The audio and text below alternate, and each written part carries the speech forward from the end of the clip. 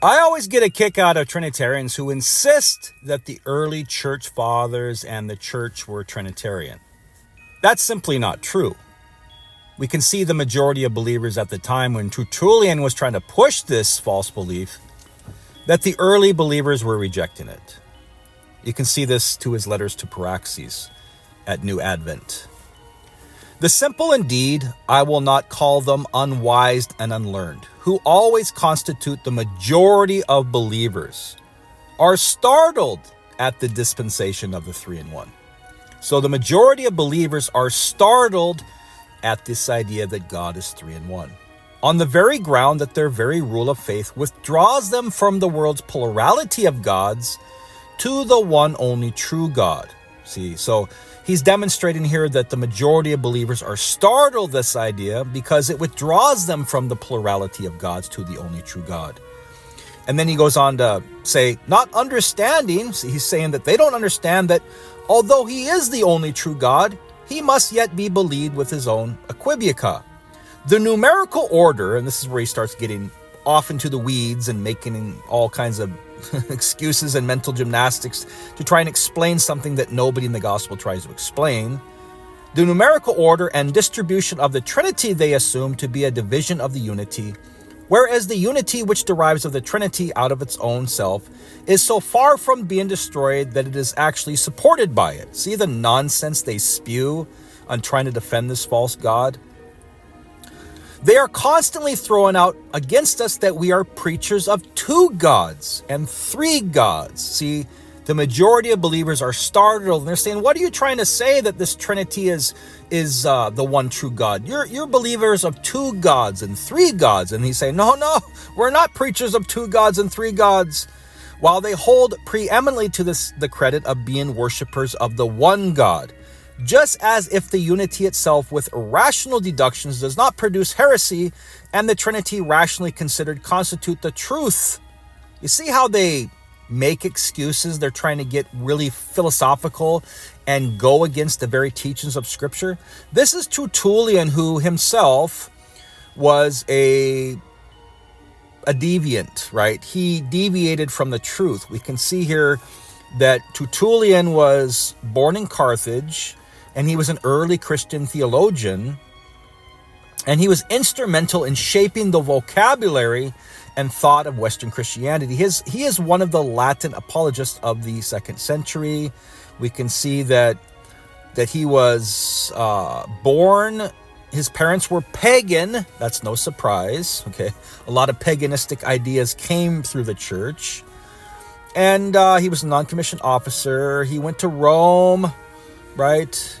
He became interested in Christian movement.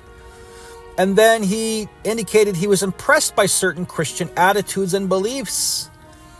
And then it says that he basically rejected the faith towards the end. Sometime before 210, Tertullian left the Orthodox Church to join a new prophetic sectarian movement known as Montanism, founded by the 2nd century Phrygian prophet Montanus, which had spread from Asia Minor to Africa. His own dissatisfaction with the laxity of contemporary Christians was congenial with the Montanist message of the imminent end of the world, combined with a stringent and demanding moralism.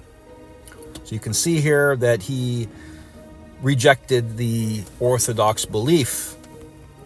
And then it says, in antiquity, most Christians never forgave him for his apostasy, rejection of his early faith to Montanism. Later Christian writers mention him only infrequently and then most unfavorably. Somewhat grudgingly, however, they acknowledge that his literary gifts and acute intelligence. Modern scholars, however, do not share this earlier view, since the 19th century Tertullian has been widely read and studied and is considered one of the formative figures in the development of Christian life and thought in the West.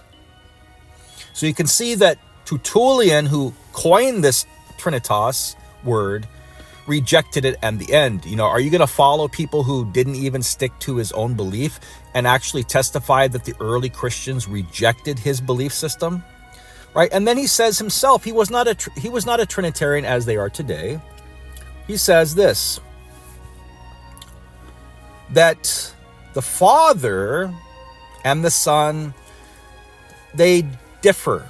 The Father is not the same as the Son, since they differ from one another in the mode of their being. Okay? For the Father is the entire substance, but the Son is a derived portion of the whole. As he himself acknowledges, my Father is greater than I. In the Psalm, his inferiority is described as being a little lower than the angels. Thus, the Father is distinct from the Son, being greater than the Son, inasmuch as he who begets is one, and he who is begotten is another. He too who sends is one, and he who is sent is another, and again who makes is one, and he through whom the things is made is another. Okay, so they differ from the mode of their being. The Father is the entire substance, but the Son is a derived portion of the whole. See? So you don't have equality here. You don't even have the same being, because Tertullian says they differ from the mode of their being. So Tertullian, by today's standards, would have been considered a heretic. He did not believe in the Trinity as they believe today. And he himself testifies that the early Christians were completely rejecting this doctrine. That is why later on, they forced you to believe in it. If you didn't believe in it, they would burn you alive and murder you and persecute you.